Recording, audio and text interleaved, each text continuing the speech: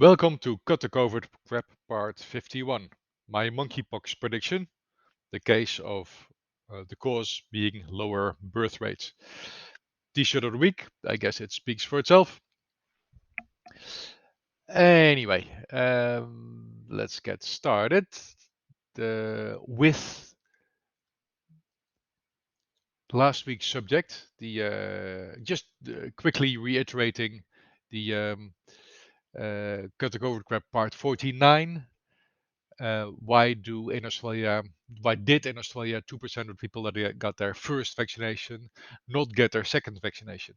So in Australia, 97.8% of the population 16 plus got vaccinated for the first time, and 1.7% fewer people got their second vaccination.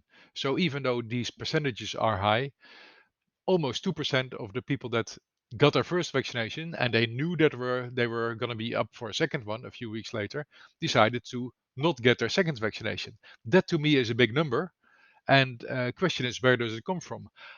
Did people get convinced to by others to not get the second vaccination, or did something happen to them with their first vaccination which made them decide to not get their second vaccination?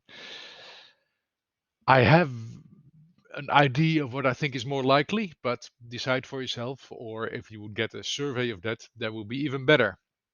But left turn or right, that 2% I think is significant. The subject of the week, my monkeypox prediction. So let's go back to monkeypox. I published in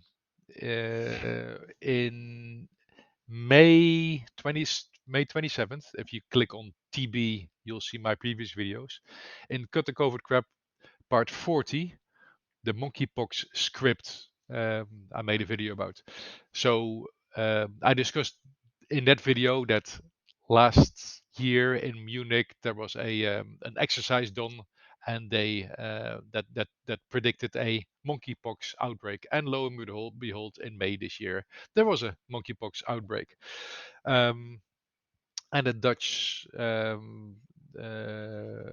equivalent of the National Institute of Health decided to get a medicine off their treatment recommendation and put a vaccination in there instead. Um, that sounds to me like a script that we've seen before, Event 201 and the whole COVID response. So I said back then in May this year that the monkeypox seed was planted. And what do we see now? Recently, the World Health Organization has declared monkeypox a global emergency.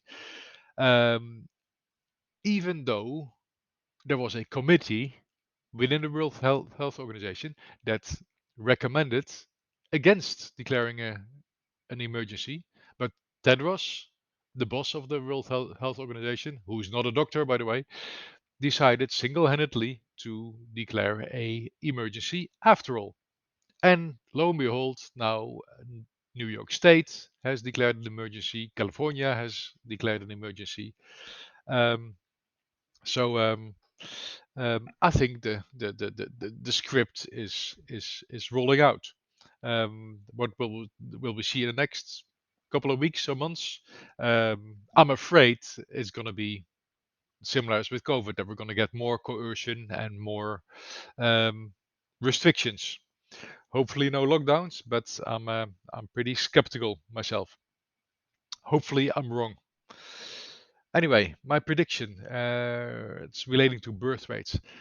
I posted a video, cut to go crap part 46, about lower birth rates due to global warming.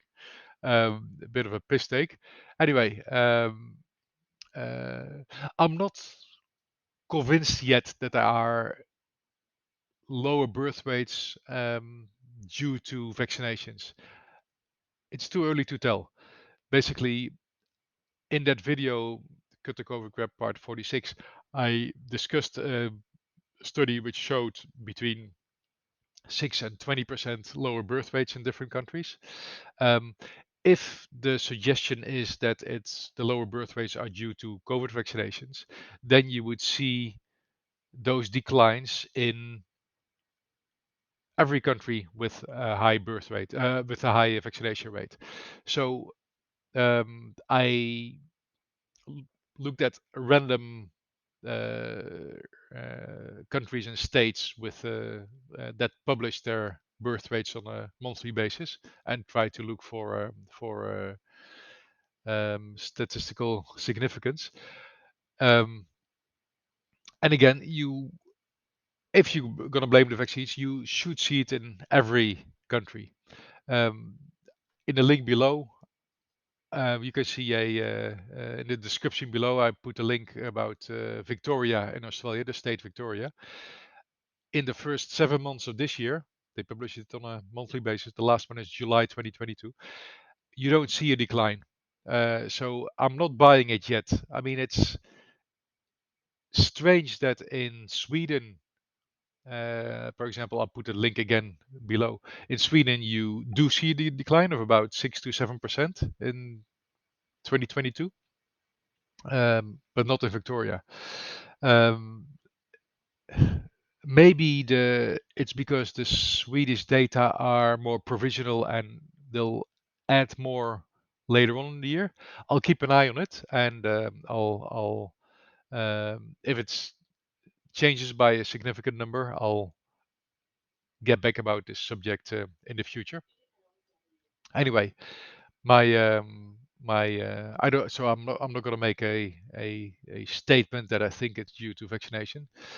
But yeah, if you do think it is, then I can't explain the Victoria data. If you can, that'd be a bit of a miracle. Anyway, what I'm saying is, if the birth rates do drop in the future, if it's going to be significant, then I'm going to predict what the narrative is going to be. So far, you hear about monkeypox that is spreading between men having sex with other men. I'm not sure if we can define these days what a man is. It's the opposite of a woman,